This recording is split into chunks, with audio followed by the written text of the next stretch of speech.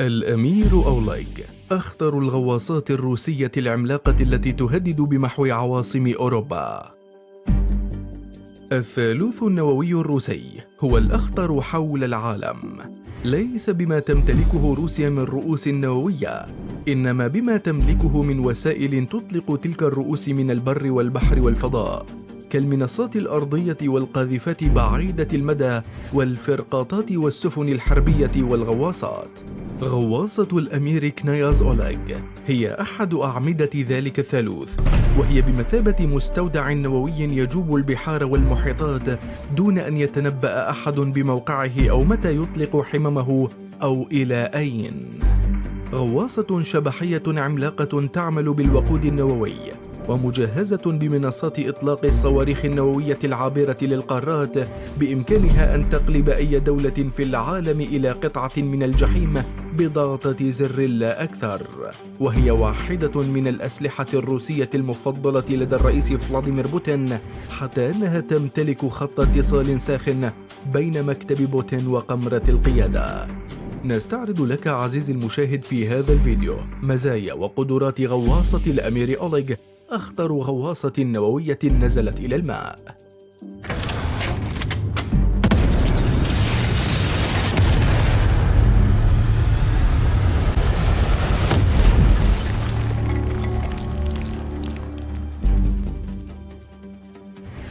تسليح غواصة الأمير أوليغ.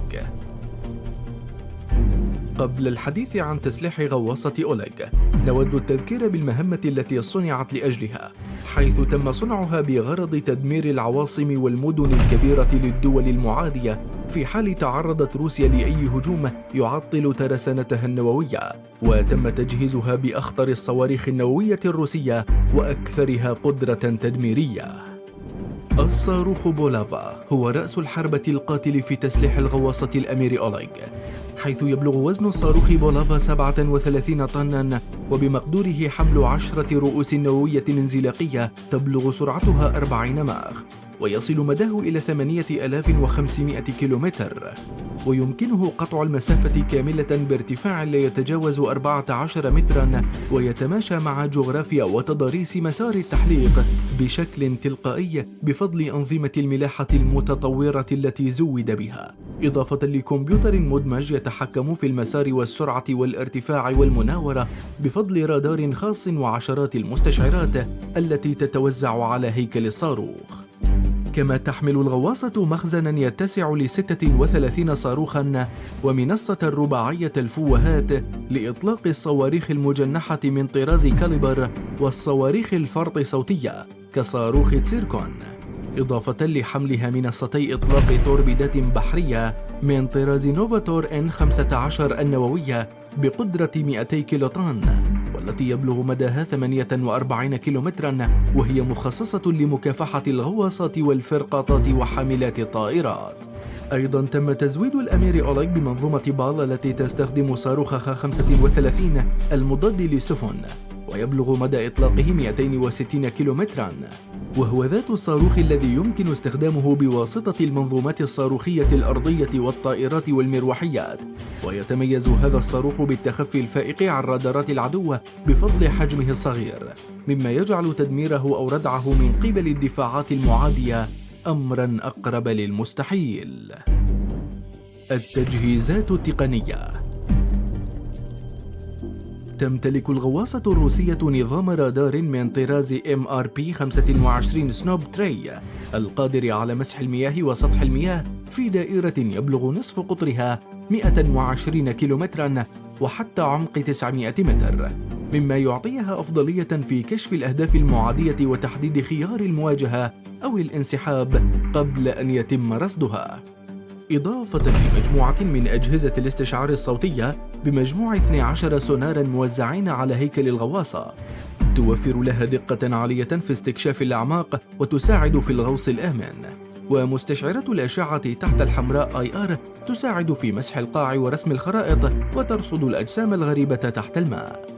كما تمتلك راداراً سلبياً بمقدوره تشتيت رادارات العدو وكشف موقعها، ونظاماً للإنذار المبكر الذي يكشف أي مقذوفات تهدد سلامة الغواصة، بالإضافة لأنظمة الملاحة المستقلة وأنظمة الربط بالأقمار الصناعية والاتصال الراديوي وأنظمة تتبع مسار الصواريخ والمقذوفات التي تطلقها الغواصة منذ لحظة إطلاقها وحتى وصولها إلى وجهتها، إضافة لأنظمة الأرصاد الجوية وتتبع حركة الملاحة في المحيط. المواصفات العامة لغواصة الأمير أوليغ. بلغ طول غواصة الأمير أوليغ 170 متراً وبعرض 13.8 متر وبارتفاع 10 أمتار، بتصميم هندسي بيضاوي الشكل يوزع ضغط المياه على أي نقطة في هيكل الغواصة بشكل متساو، مما رفع من قدرتها على الغوص والوصول إلى عمق 650 متراً تحت سطح الماء بدون أي مشاكل أو مخاطر. ويمكنها الغوص إلى عمق يتجاوز 1000 متر في حالات الطوارئ وأثناء المهام الخطيرة كالاقتراب من أساطيل أو سواحل الأعداء والنفاذ من الكمان.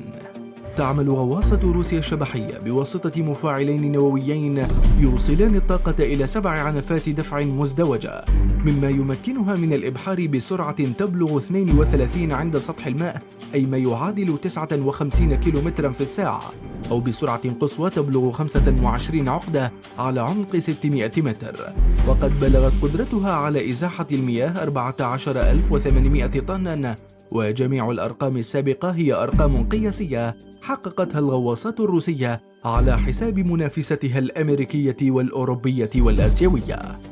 أما طاقم الغواصة فيبلغ عددهم 46 عاملاً يمكنهم البقاء حتى 120 يوماً تحت سطح الماء دون الحاجة لإيقاف عمل مولدات الأكسجين أو الإمدادات اللوجستية.